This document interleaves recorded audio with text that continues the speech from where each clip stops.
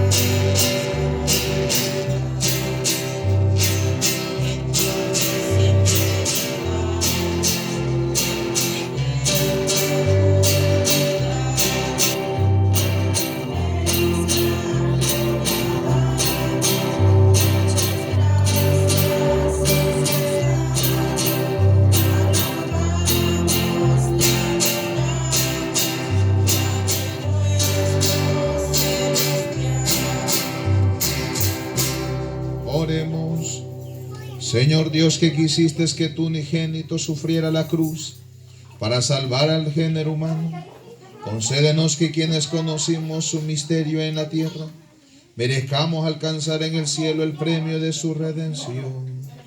Por nuestro Señor Jesucristo, tu Hijo, que vive y reina contigo en la unidad del Espíritu Santo, y eres Dios por los siglos de los siglos.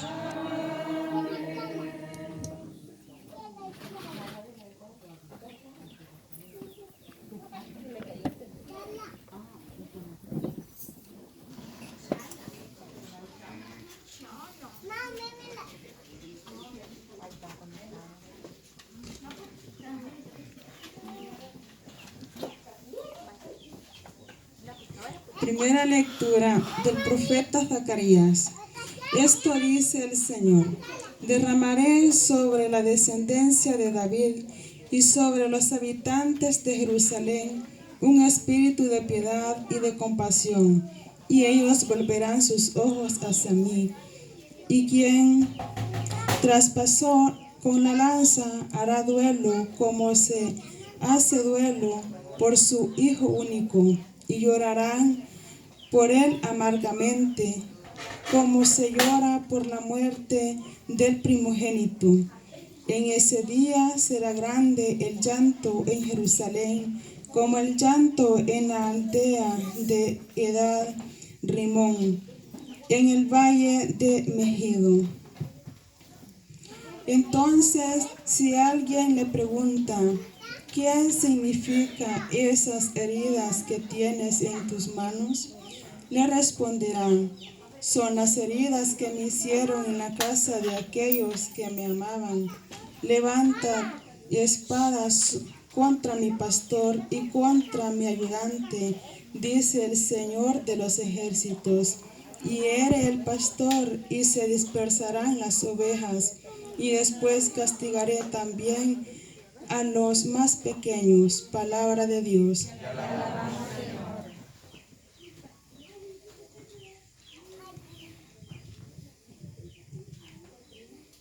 En tu gran amor, respóndeme, Señor.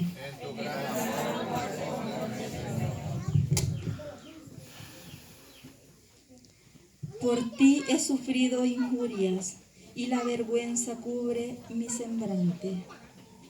Extraño soy y adversario, aún para aquellos que de mi propia sangre, pues me devora el celo de tu casa, el odio del que te odia, en mí recae. En tu gran amor respóndeme, Señor. Sácame de este cieno, no vaya a ser que me hunda. Ponme a salvo, Señor, de los que me odian, y de estas aguas tan profundas no dejes que me arrastre la corriente, ni el abismo me engulla. No permitas que cierre sobre mí el pozo, no permitas que recae sobre mí el pozo de su apertura.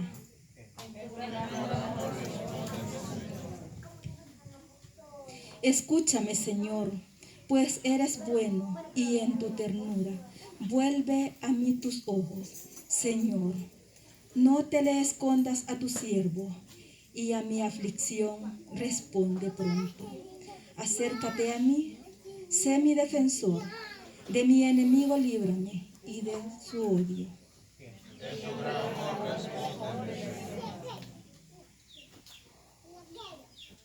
Tú conoces mi afrenta, conoces mi vergüenza y mi deshonra, pues a tu vista están los que me acosan.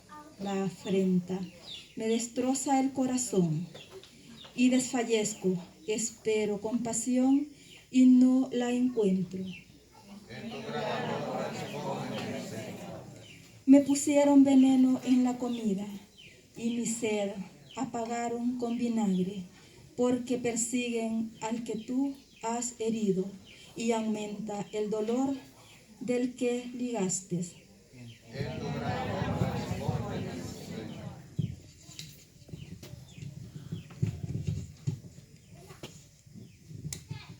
el nombre del Señor y su grandeza. Agradecido, alabaré con cantos, se alegrarán.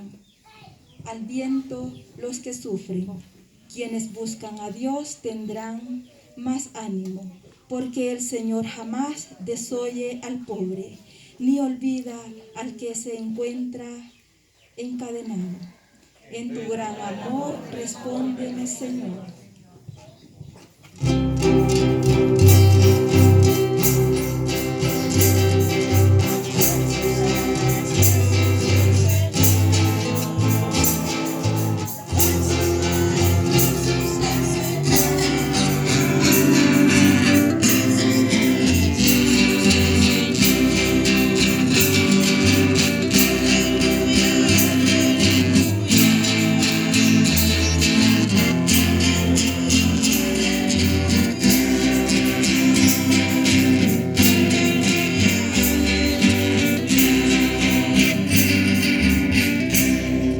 El Señor esté con todos ustedes.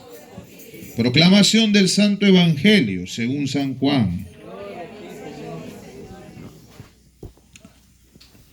Sabiendo Jesús que todo había llegado a su término, para que se cumpliera la Escritura, dijo: tengo sed.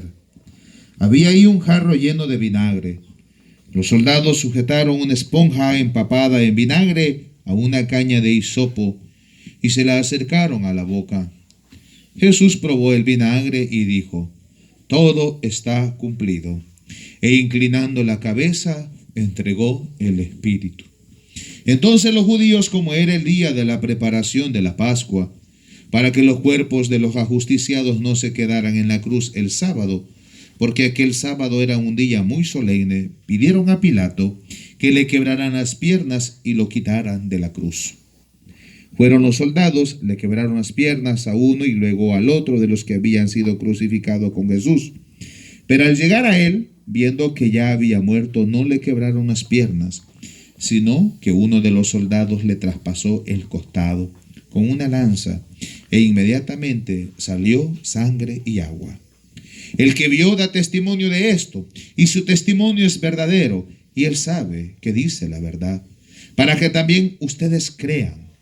Esto sucedió para que se cumpliera lo que dice la Escritura: no le quebrarán ningún hueso.